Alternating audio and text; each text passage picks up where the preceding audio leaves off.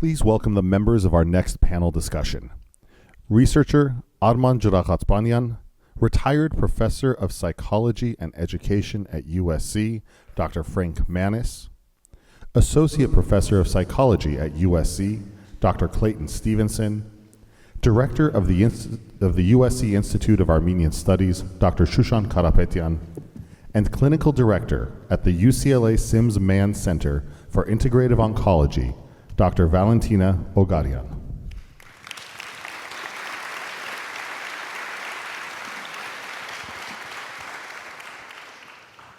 Thank you all for being with us this morning.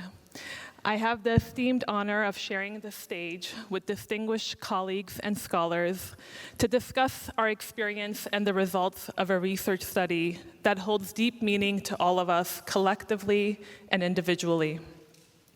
Our research study, titled Intergenerational Resilience Amidst Collective Trauma, was designed with intentionality and purpose, which our panelists will discuss in more depth.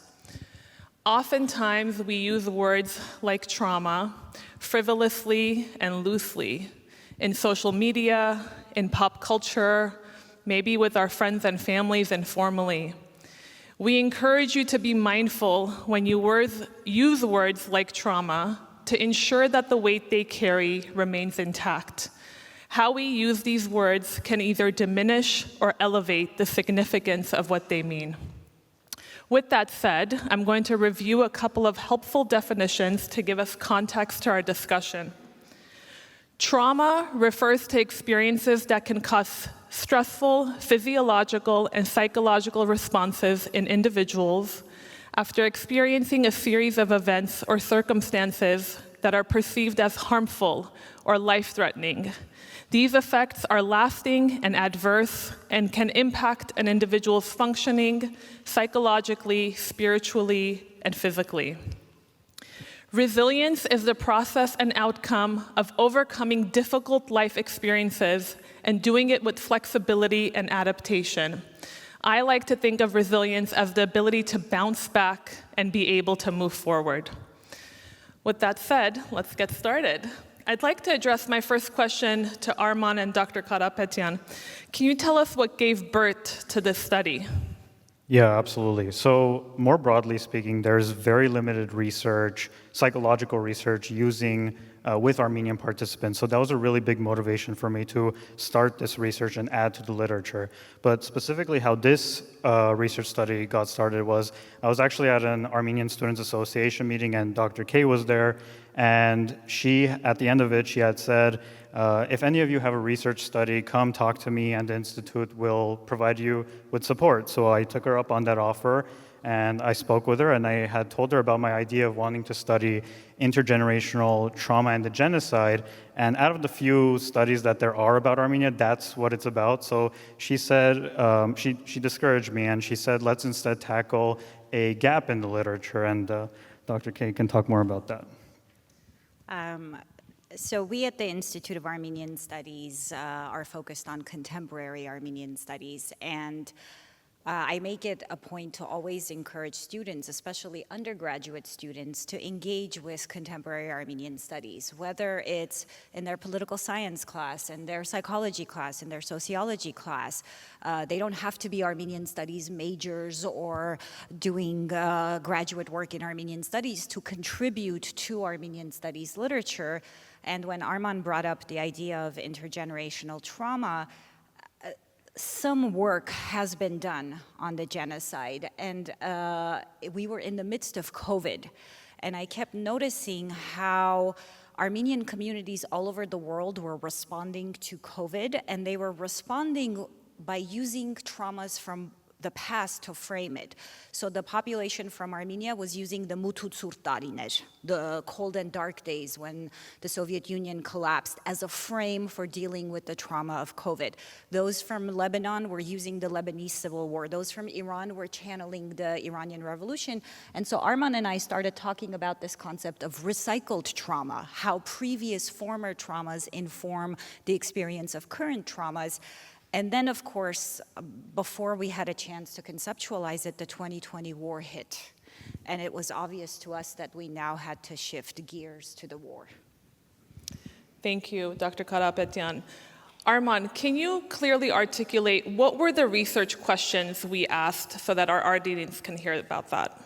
Yeah, so we went into the study wanting to really look at two research questions. The first one was, what role did intergenerational trauma play when Armenians in Armenia and Artsakh experienced the 2020 war as a new trauma? And the second question we wanted to look at is what factors contributed to resilience, because we wanted to also understand what can be done to increase resilience in Armenians.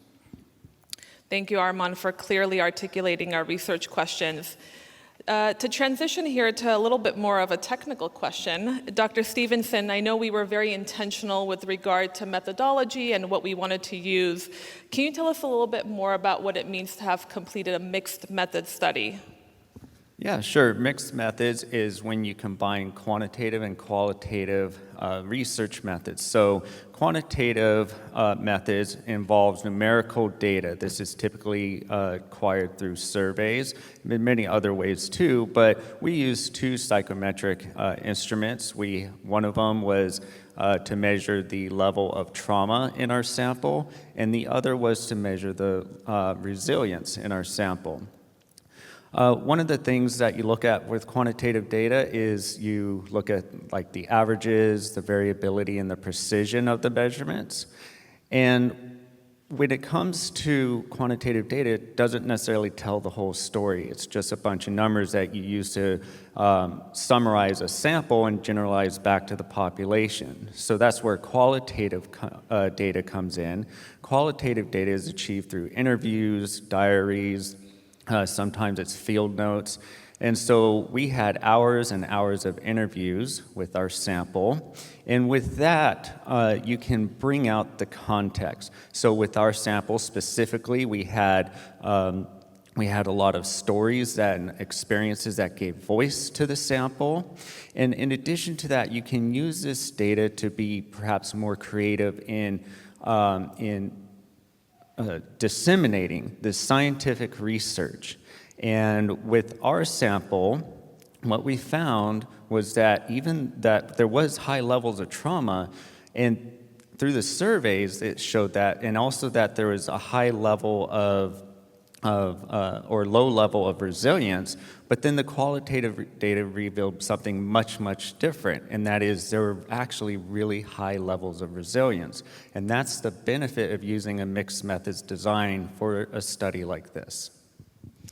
Thank you, Dr. Stephenson. Is anyone ready to do a mixed method study with us? Arman, I believe that the heart of this research experience was being able to meet our participants. Can you tell us how and why they were selected? Yeah, so kind of embedded in our research questions, we looked at two groups. We looked at Armenians from Armenia, and then we looked at Armenians from Artsakh. And the reason we did this is because we initially hypothesized that those in Artsakh would have greater levels of resilience and lower levels of trauma because of their proximity to the conflict in its history. So we essentially thought, well, they might have a higher threshold for trauma because they're more used to it. So it was really important for us to see if that difference existed by comparing Armenians in Armenia and then our Artsakh Armenians. Thank you, Arman, for telling us a little bit more about what contributed to the factors when selecting our participants. I know that one of our overall aims was to contribute to the scientific literature. Dr. Manis, can you tell us a little bit about what this study in particular means in terms of contributing to the literature? Yes. In past studies, coping methods that have been identified mostly involve support from the family, from community, from religion, but also fighting back, the sense of fighting back, and also getting back to work, finding a job, getting back to work. But the ways that people cope obviously differ by culture and historically. So there's a need for more studies in particular periods of time and particular cultures to identify those differences as well as the similarities. And when you've done that, you're able to, the neat thing about research, the reason I've always been interested in basic research is that it can inform clinical practice. So if we find that there are some common methods for coping across groups, we could tell clinicians use those. But if there's some specific to the Armenian community and to Armenians from Artsakh, then that's going to provide direction to clinicians. Thank you, Dr. Manis. Now that we have analyzed the cumulative data, I'm sure you're all eager to hear, what are our significant findings? Dr. Stephenson, maybe we can start with you. Yeah, so what we found, again, was that there was a high level of trauma and low level of resilience in those surveys, but we didn't necessarily look at differences among groups because it was a small sample, but we used it strictly as descriptive data. And then the qualitative data really did reveal that there is high level of resilience. The trauma was described so that we knew more about it. That's where it really came out, to understand it, bring out that context, but also about how people dealt with that trauma. How about from you, Dr. Karapetian? In analysis of the interviews we did, both with the population of Artsakh and the population in Armenia, one of the major themes was a new standard for trauma. So as you saw in the panel earlier, these folks have seen multiple wars, multiple crises, have gone through so much turmoil, but the 2020 war really overshadowed everything that had come before. It seemed as if the traumas from the past were dulled. There were constantly narratives about we've never seen something like this. We've never experienced something like this. Life before even life in war and in conflict was painted in kind of nostalgic, rosy colors. I remember one of the participants, Arman, and I interviewed, she said during the war, our friends from Yerevan kept asking, what do you want? What do you need? She said, I just want a croissant and have to have my coffee in peace. So that was one prominent theme, is this new standard for trauma. The other, which I think many people forget in the conversation, is the cumulative trauma of the 2020 war and the pandemic. The 2020 war erupted in the climactic point of the pandemic.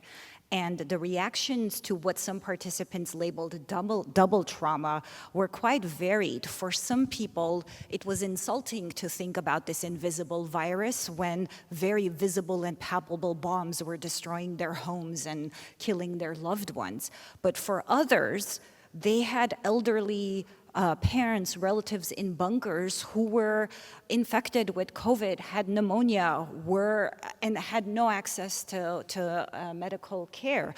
Or people had loved ones who were fighting on the front line and somehow were communicating that they are ill, they are not feeling well. And so there is this awareness that these soldiers are facing the dual burden of fighting a war while also being severely ill. So these two were consistent themes that came up. How about from you, Arman? So as far as resilience goes, we found that the greatest sources of resilience was community, sharing, talking with people, and family. But family by far stood out as the most important source of resilience for our participants. And I think the best way that I can illustrate that is by sharing a story of a woman from Artsakh who lost her husband on their 20th wedding anniversary to the war. And it was her children, her teenage children that had just lost their father, that said, Mom, pull yourself together, you must take care of us, we must grow up, we must live. And I really think that speaks to the incredible power that family bonds can have. And on a practical level, it means that the family unit must always be nourished and developed as a really good source of resilience. On another note, a lot of participants had also noted something that is very reminiscent of a psychological concept called post-traumatic growth. And this essentially says that at a very traumatic event, positive changes can occur. And many participants said that after the war, they found they felt a responsibility to do something with meaning and purpose with their life. And among our younger participants, they also felt the need to change the status quo to make sure that such situations don't happen again, and maybe even to higher goals. So, yeah. Thank you, Arman. Now that we've reviewed clinical terminology, we have a better understanding of the technical elements that contributed to our study, I'd like to shift and briefly discuss the emotional undertones of our own interactions and our own engagement with our participants that were, at the time, navigating the consequences of active war. For myself, Dr. Karapetian and Arman, we felt very fortunate due to our language proficiency to be able to conduct the interview with our participants from Armenia and Artsakh. Given that we all come from different disciplines, we've discussed at times how different our experiences were with our participants. And I know for myself, as a psychologist, I wrestled at times with wanting to remain empathic, wanting to validate, wanting to remain attuned to their emotional disclosures while trying to stick to the schedule and asking the research questions that were necessary. And I'm curious, Dr. Karapetian, if you can share a little bit about your own reflections from that experience. It was a very big privilege and a very big burden to do these interviews with folks who were going through so much. There was so much we thought about and discussed in terms of being culturally sensitive. Lots of these people are not used to doing interviews for research, so there was all breaking that barrier of winning their trust. And as a sociolinguist, it became quite clear to me how important language is. So everything from Arman and I, or Arman and Dr. Ogaryan, would open up the Zoom chat and immediately use colloquial Armenian to communicate that this is a familiar environment, that we are one of you, one of your kind. And it's funny because we're kind of, in anthropology, we use this term half ethnographer, half insider, half outsider. We are Armenian like them, we speak Armenian like them, and yet we are not on the front lines of war. We did not directly experience war. So there was a lot of intentional signaling of safety, of a particular trust that we had to build. Arman, as a heritage speaker of Armenian, was self-conscious at times about unintentionally not showcasing the right signs of politeness or formality. So every interview would start with Arman saying, I apologize if my Armenian is not strong. I don't want to say anything that might come off the wrong way. And this would ease a lot of tension, and he would get comments like, you're such a good young man. Everything from that to the psychometric instruments that Dr. Stephenson was talking about had to be translated into Armenian. Okay, we have these wonderful tools in English. We gave them to a professional translator. She translated them, and they're not legible. I could barely follow along because it's a lot of psychology jargon. Then we had to turn to another linguist, and the three of us collectively, to actually make that normal Hayren, right? Normal Armenian that these people could process. And even in that case, during the interview process, we talked them through a lot of the questions to make sure we are doing justice to the tools that we're using. So I think, and then the final thing I want to say is, I don't think there was a single participant that at the end didn't say, I feel such relief after talking to you guys, because they were all busy being strong for their family members, for their friends, for their sons, for their fathers. There was never an outlet for their story. And so we became the vessel that took on the burden of their story, and a couple of them even said, sorry that we're downloading on you guys, but we really needed this opportunity for someone to listen to us.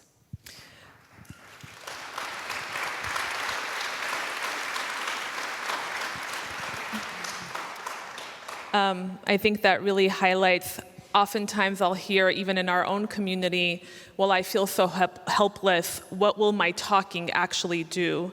Our ability to refrain from judgment and get to a place of humility where we were saying, we want to witness your experience. We want to connect with you. In no way we were saying we're going to be able to do something different, but that connection was essential because we made a difference. For each of you, what has been most meaningful? What has been your biggest takeaway from participating in this study? Let's start with you, Arman. Yeah, so as the study went on, I think there was a lot of reflection on my end on what resilience means for the Armenian community. And I would often think to myself, do we have a resilient narrative, or do we have a narrative that's geared more towards a traumatized people? And obviously I don't have a concrete answer for that, nor do I have an objective answer for that.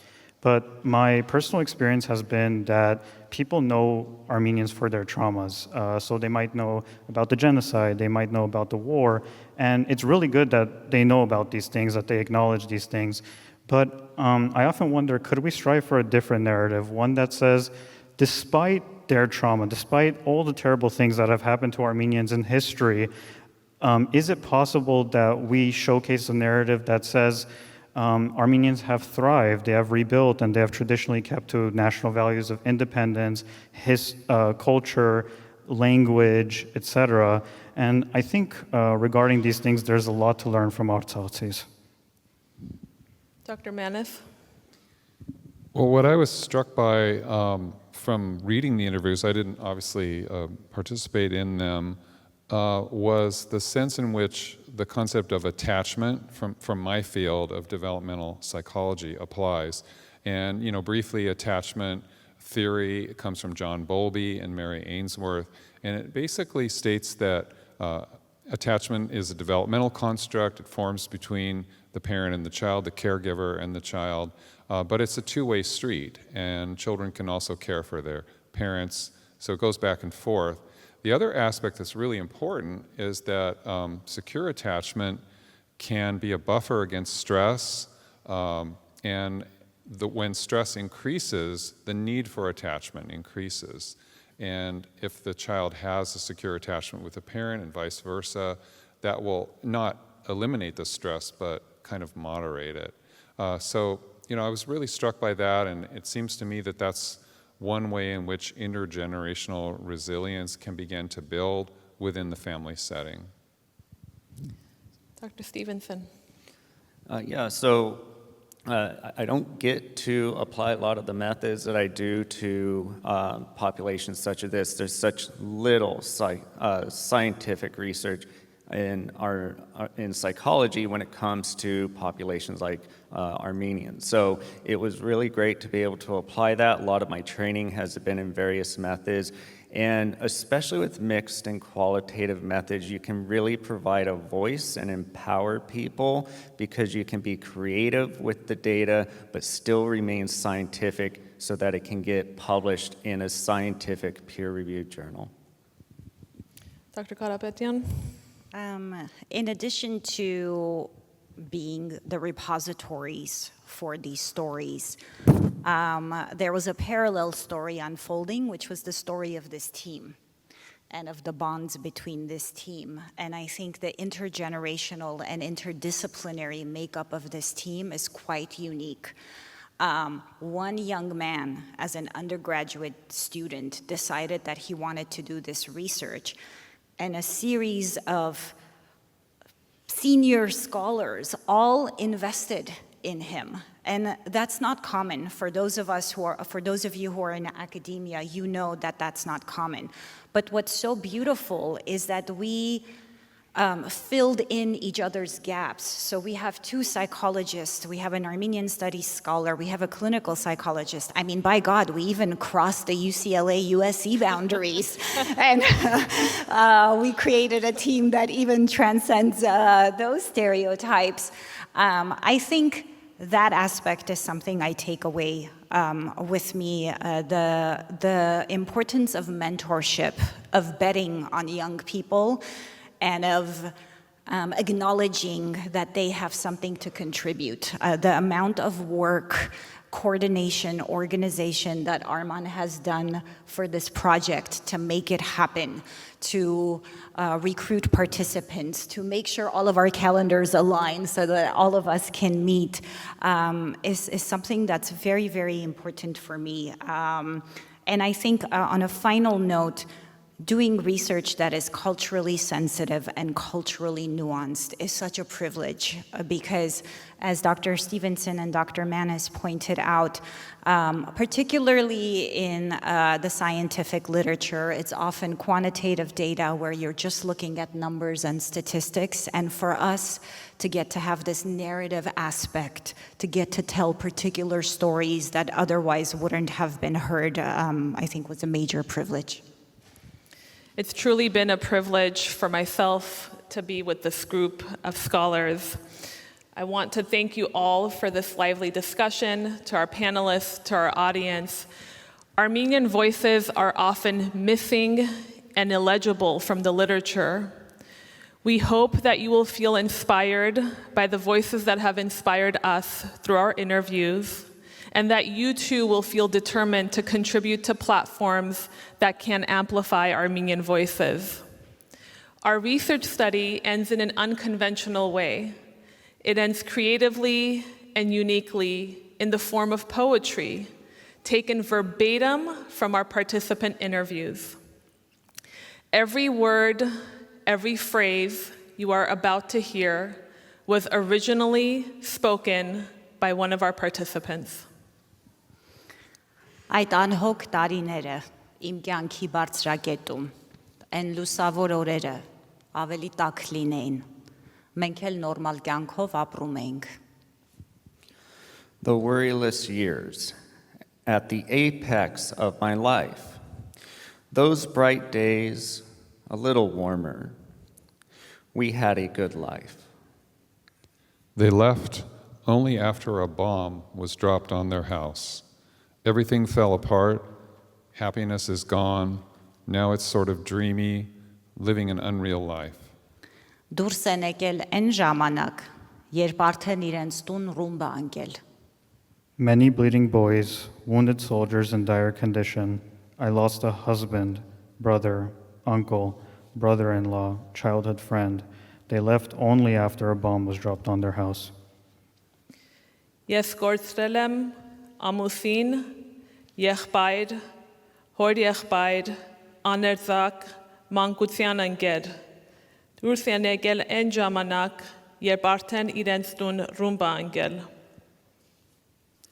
Emotional turmoil, that whole of those boys' absence. For a moment, I went insane and then came back. They left only after a bomb was dropped on their house. We must live. We must grow up to be strong. This is our country. They left only when a bomb was dropped on their house. Պիտի ապրենք, պիտի մեծանանք, պետք է կարողանալ ուժեղ լինել, էսա ձեր երկիրը։ Դուրս են եկել այն ժամանակ, երբ արդեն իրենց տուն ռումբ է ընկել։ The presence of my family, the conversations with friends, we all lived in the house of culture. We supported each other. They left only after a bomb was dropped on their house. Find solace in God, rebuild it again. Rebuild the house twice, and for that alone, I'm thankful for God. They left only after a bomb was dropped on their house. Դուրս են եկել այն ժամանակ, երբ արդեն իրենց տուն ռումբ է ընկել։ Դուրս են եկել այն ժամանակ, երբ արդեն իրենց տուն ռումբ է ընկել։ Thank you all for your attention.